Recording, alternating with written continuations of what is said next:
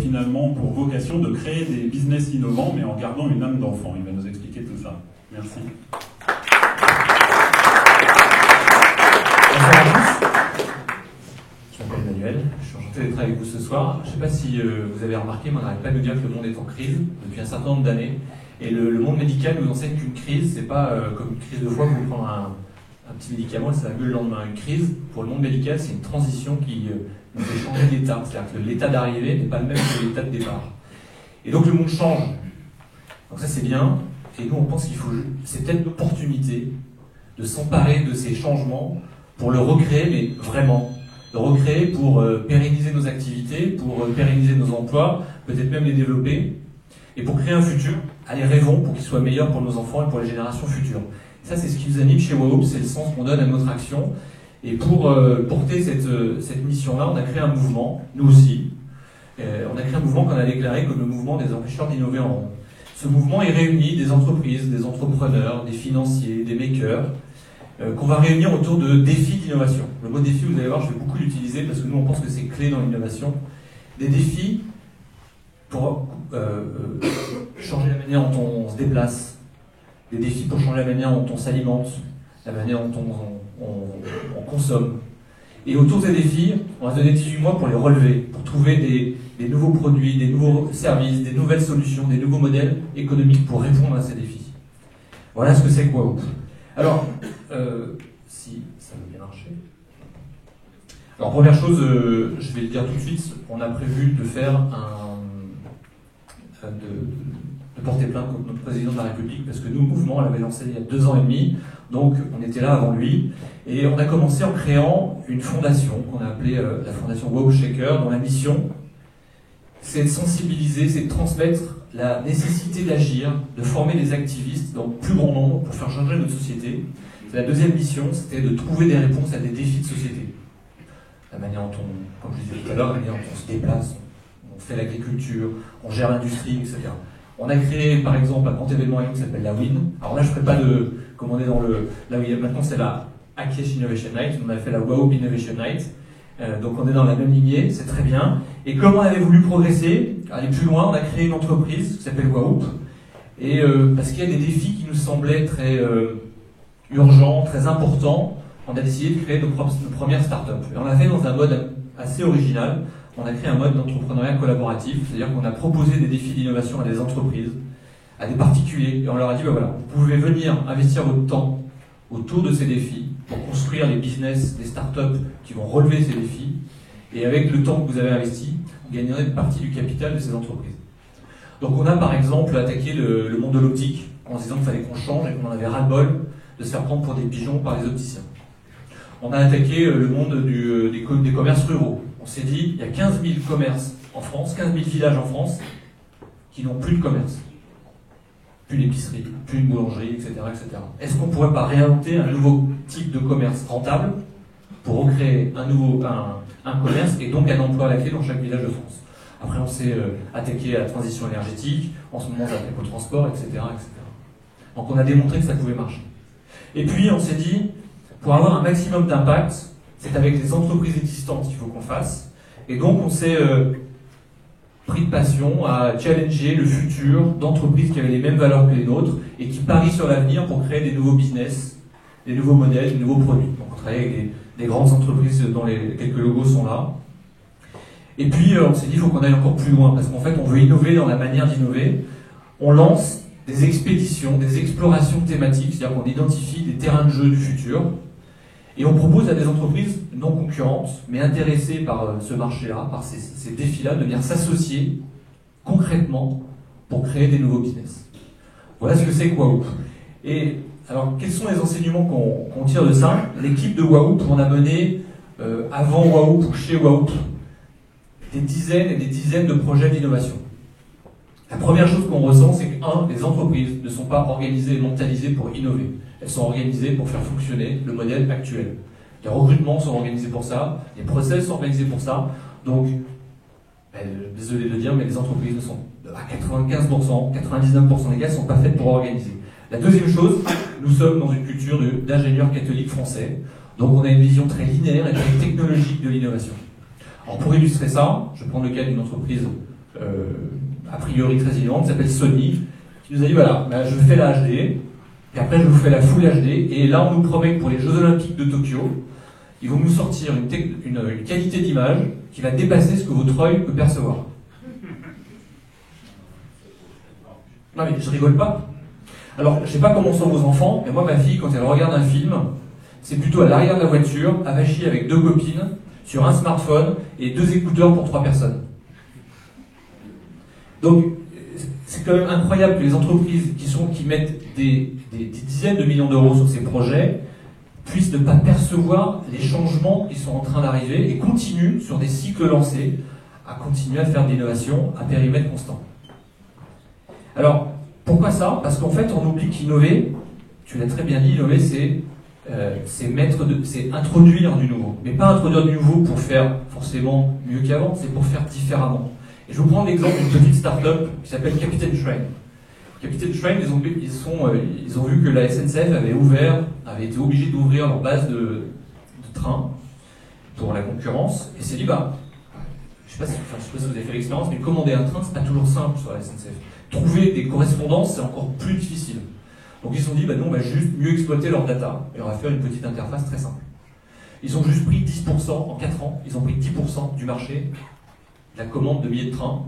Vous pouvez trouver des trains sur Capitaine Train que vous ne trouvez pas sur Voyage SNCF. Juste en disant, tiens, je vais faire différemment. Alors la question qu'on nous pose souvent, c'est, mais finalement, c'est quoi les méthodes, c'est quoi les process qu'il faut pour innover? Franchement, on n'en a pas trouvé. C'était dit fort justement, innover c'est extrêmement difficile. Ça relève presque de la magie. C'est prendre des risques, c'est voir différemment les choses. Ça demande beaucoup de courage, ça demande beaucoup d'abnégation, ça demande de changer les règles, d'oser faire les choses différemment. Donc nous, on n'en a pas trouvé. Et en revanche, il y a 8 petites formules magiques ou 8 petites recettes qu'on a trouvées qui tournent toutes autour d'une même approche de l'innovation. C'est que l'innovation, c'est pas une question de mode d'emploi, c'est une question de mode d'envie. Parce que le même projet, vous le confiez à quelqu'un qui n'a pas l'énergie ou qui n'a pas la vision, qui n'est pas dans un climat de confiance, à qui on ne va pas forcément transmettre beaucoup de confiance, je peux vous assurer que quand il va vous présenter votre projet, vous n'aurez pas envie d'y croire. La même personne, le lendemain, elle revient avec la banane, elle démontre du courage, elle démontre de l'abnégation, elle démontre de la croyance, alors vous avez envie de la suivre. C'est pas le projet qui a changé. C'est l'énergie que la personne peut propulser dans ce projet-là. Donc pour nous, l'innovation, c'est une question de mode d'envie, et c'est pas une question de mode d'emploi. Alors on a dit que ces recettes, elles tenaient sur 8 doigts. En fait, on en a enlevé 2, comme ça on est sûr que vous n'avez pas les doigts pour faire CTRL-C, CTRL-V quand vous innovez. Donc il y en a 8 recettes. La première, c'est de révéler les vrais défis d'innovation. Je suis désolé, mais quand on regarde les problématiques d'innovation, quand elles sont posées, dans 95% des cas, elles ne sont pas posées de manière constructive pour innover. Je vais prendre un exemple. Une entreprise qui fabrique des boîtiers de cartes à puce pour payer. Vous voyez, quand vous allez au restaurant, vous mettez votre carte bleue pour payer, vous faites votre code.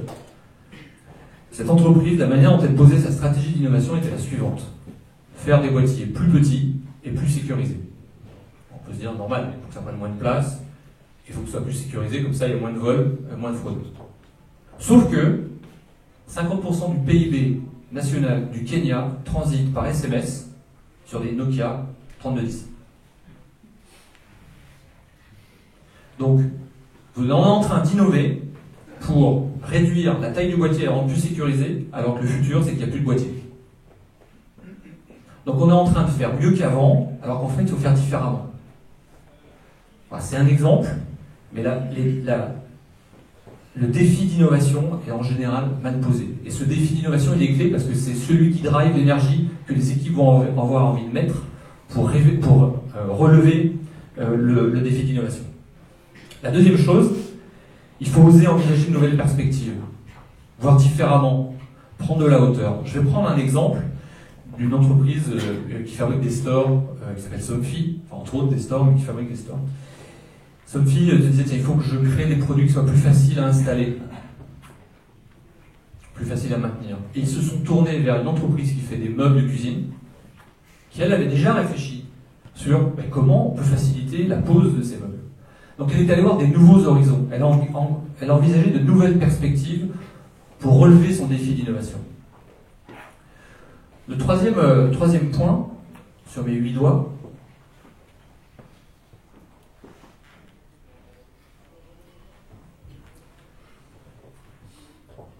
c'est de mobiliser les équipes. La meilleure manière d'innover en rond, c'est d'innover seul.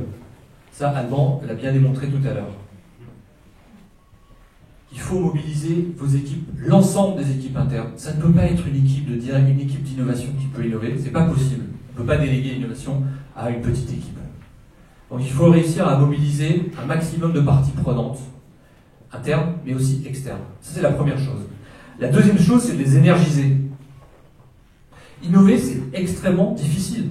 On demande de trouver des nouvelles voies qu'on n'avait pas vues avant et de les réussir, de les transformer. C'est comme si on demandait à une personne de sortir une voiture du fossé. Seule, elle ne peut pas y arriver. Si on s'y met à 5, peut-être qu'on y arrivera. Mais si on fédère tous nos efforts au même moment, alors on est à peu près sûr de la remettre sur la route. En tout cas, on va se donner un maximum de chances. Donc nous, on a un format qu'on appelle les marathons d'innovation, qui sont des séquences extrêmement denses, entre une journée et 5 jours. On bosse la nuit, et là on a toutes les équipes à fond pendant 5 jours. La nuit, ça produit. Le lendemain, ça produit. Ça va voir les clients. On signe des clients. On prototype rapidement. On prend des décisions. On évalue les business plans, etc., etc. L'énergie qu'on va y mettre là est absolument clé parce que c'est l'énergie sur laquelle on va surfer sur la suite des opérations. Oser, innover, ça nécessite de prendre des risques. Là, les entreprises, le problème, c'est qu'elles ne sont pas structurellement mentalisées pour prendre des risques. Parce qu'il faut livrer les chiffres. Et donc pour livrer les chiffres, il faut que j'évalue un ROI. Donc il faut que j'évalue chaque projet d'innovation. On regarde un film, quel est le retour sur investissement. Sauf que quand on innove, on ne sait pas si ça va marcher, on ne sait pas si le client va acheter, on ne sait pas si ça va être rentable. Donc le ROI, il est impossible à calculer dans bien des cas. Je peux vous assurer que les business plans qui sont livrés par les équipes d'innovation, il y a un seul chiffre qui est juste, c'est le numéro de page en bas à droite. Tout le reste, c'est faux. Donc, on demande aux équipes de faire des exercices de planning et d'évaluation de ROI, alors qu'en fait, tout est faux. Et donc, quand on innove, on ne peut piloter que par la vision. Est-ce que ça contribue à m'emmener dans un futur que je projette? Alors, comme globalement les entreprises sont structurées pour néanmoins choisir des projets qui apportent un ROI, et donc on va sur des projets faiblement risqués. Parce que c'est les seuls sur lesquels on peut raisonnablement évaluer un ROI. Et donc on fait de l'innovation incrémentale. Et quand on fait de l'innovation produit sur un périmètre assez restreint. Et donc on se coupe de toutes les opportunités de faire de l'innovation sur l'ensemble du business model. Il y a une étude d'Accenture qui démontre que les entreprises qui innovent sur l'ensemble du business model ont 5 points de marge de plus que les entreprises qui focalisent leur énergie d'innovation sur l'innovation produit ou l'innovation incrémentale. Donc plus on fait de l'innovation ROI, basée sur des approches de ROI, plus on se tire une balle dans le pied.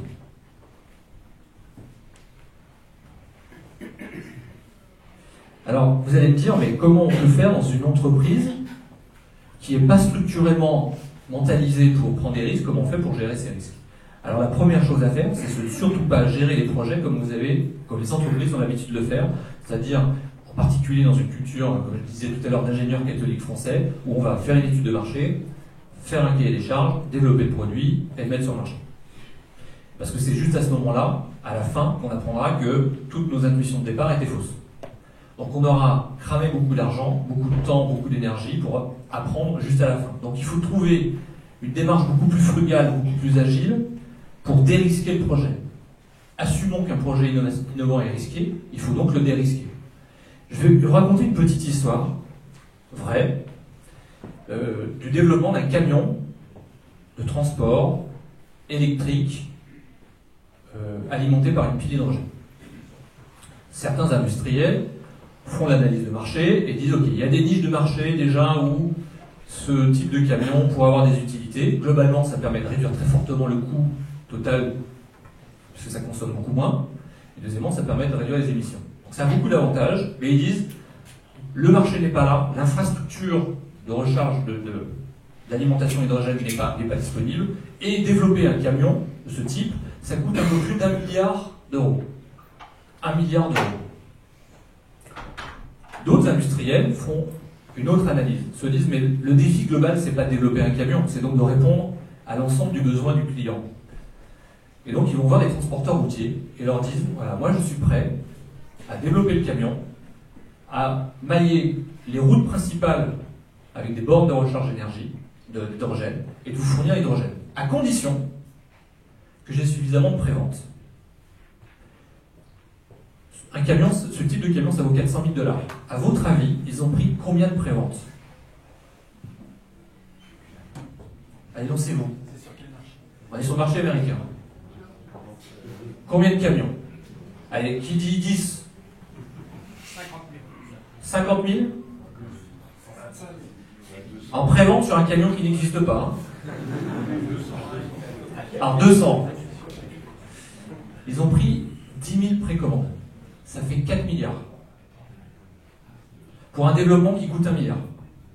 C'est-à-dire qu'ils ont investi sur la R&D à partir du moment où ils avaient sécurisé l'amont. C'est-à-dire le client. Enfin l'aval, pardon. Donc le marché.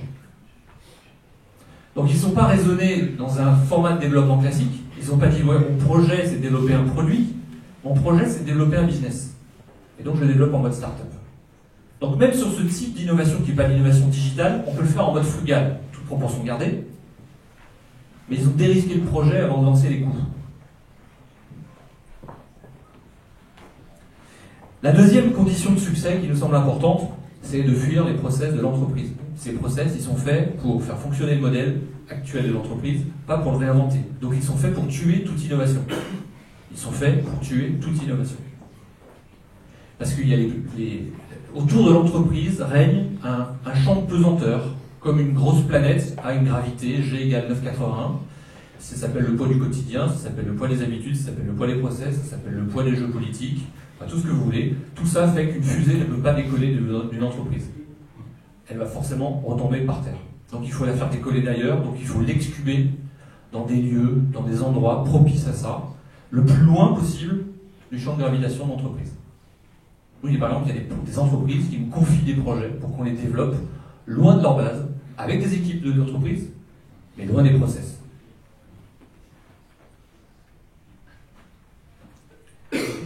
La dernière chose qui me semble importante à dire, c'est que tous les projets d'innovation dont on parle aujourd'hui, pour tous ces projets, beaucoup de briques existent déjà. Les algorithmes, les technologies, les canaux de distribution, les plateformes digitales, les moyens de production, les moyens de test, tout existe.